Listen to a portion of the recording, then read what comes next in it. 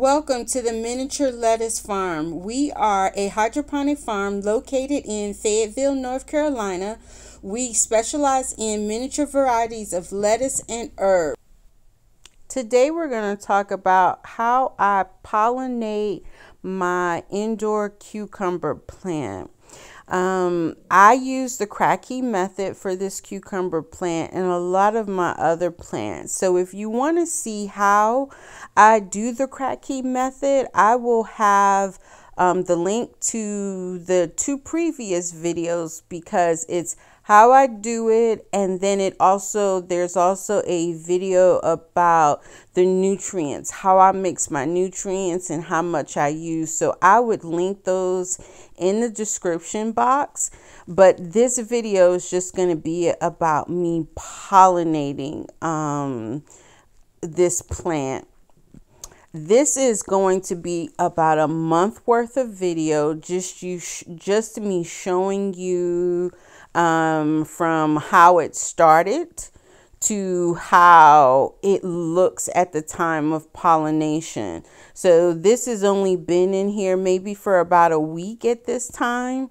That's why you see very few roots. And this is just going to continue to show you the lapse of time.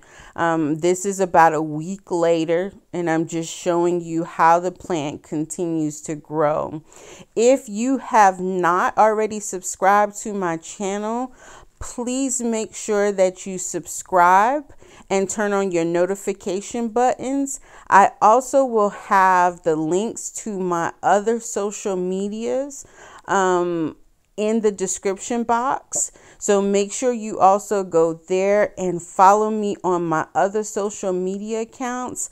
I post there daily. I post to YouTube on a weekly basis. So you make sure you want to follow my other social medias also. But here is the plant. This is probably about a 2-week gap. I did have to tie it up so that it wouldn't fall over. So it's just kind of tied there. The lights are on for about 14 to 16 hours per day.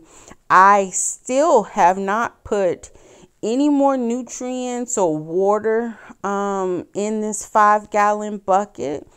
I have done nothing to it. The Kratky Method is really, you just set it, leave it, and let your flower grow. I finally have a female flower. You can tell the female flower because it actually has a cucumber behind the flower.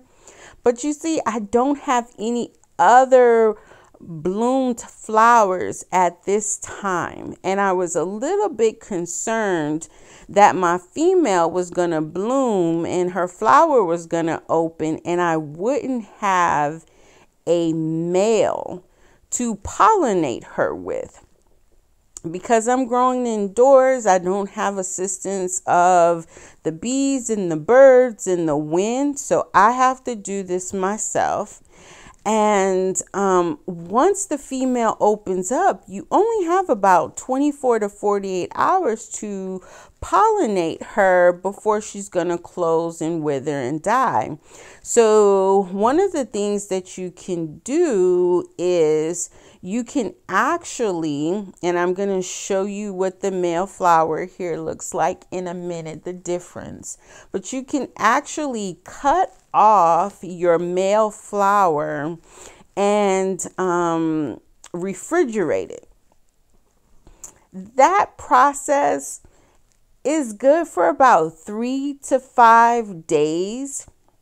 In this video, I want to say it was about 3 days in between the time I cut the male flower off and my female flower actually opened up. I think it was about 3 days.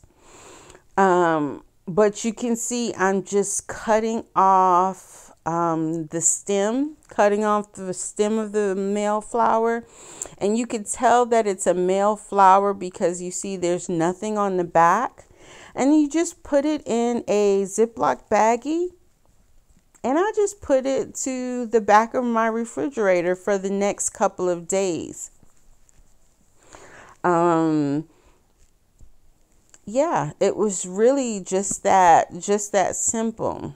And then once your female flower actually opens up, you want to take the male flower out and use it to pollinate her. Now, again, I grow indoors.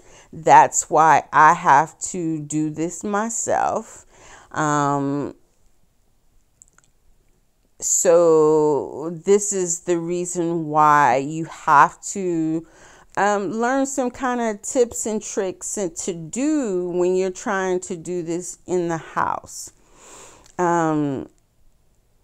Yep, I've got another male, but I didn't know if he was going to open. So this is about 3 days later, and you see my female flower, she has opened, and I do actually have a male that went ahead and opened with her, but I wanted to show everybody what we do when you use this method. So you just take the Q-tip and you just rub it in the center of the male flower.